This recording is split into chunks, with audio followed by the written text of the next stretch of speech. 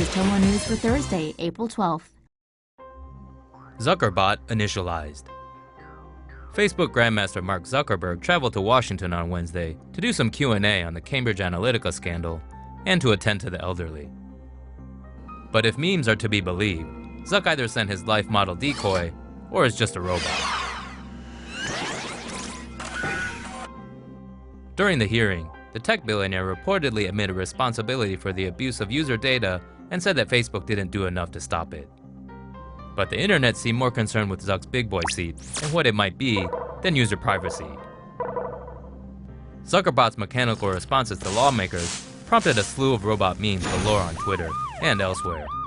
But hey, one thing for sure. He shouldn't have any problem looking for a new profile pic. What the Zuck? When asked by US Senator Lindsey Graham if Facebook was a monopoly, Mark Zuckerberg answered by saying the average American uses 8 social apps. What he didn't say was that Facebook owns or has cloned most of these apps. Citing mobile app insight service app Annie, TechCrunch reports that Facebook owns 3 of the top 10 iOS apps in the US: Instagram, Messenger, and Facebook. Those are the social apps most commonly used by Americans. And Facebook has, or is working on, a similar version of competing social apps, Stories. Stories is Facebook's latest of several attempts to copy Snapchat. Watch Video is being developed to go after YouTube.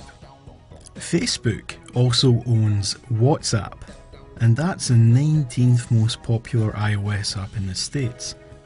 By selecting the social media category on App Annie and sorting by the most popular apps, you can clearly see that the top 3 are owned by Facebook.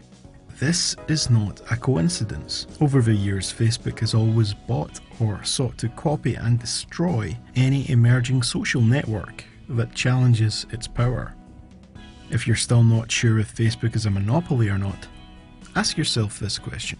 If you deleted Facebook, could you find all your family and friends on another social application, such as MySpace, Friendster, Bebo?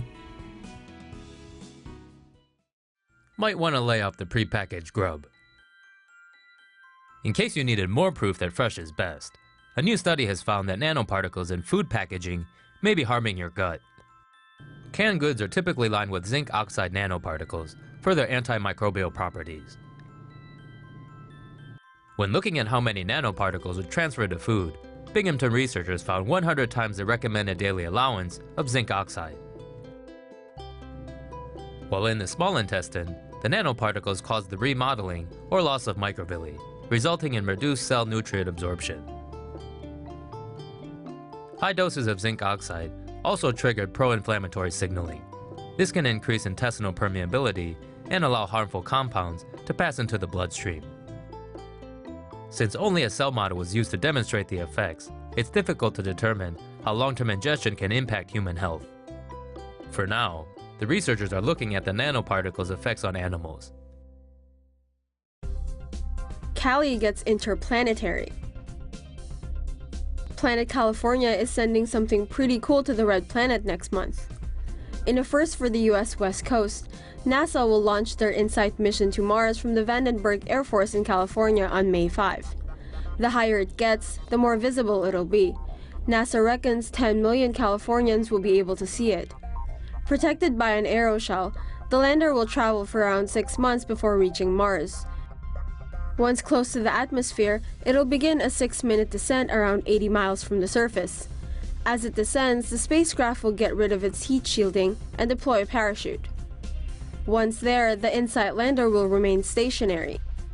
NASA will use it to probe the Martian surface and analyze soil samples from deep inside the planet. Scotland gets huge 8.8 megawatt wind turbine. Scotland's power grid is about to blow you away like never before.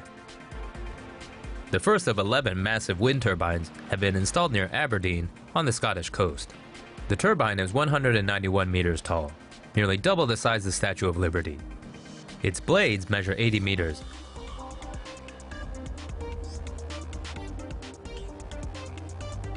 One full turn from the 8.8 megawatt wind turbine can reportedly generate 24 hours of power for one house.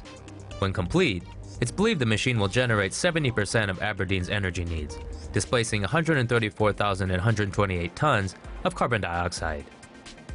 According to the Mirror, Scotland is Europe's windiest country and is home to 1/4 of the continent's offshore wind power.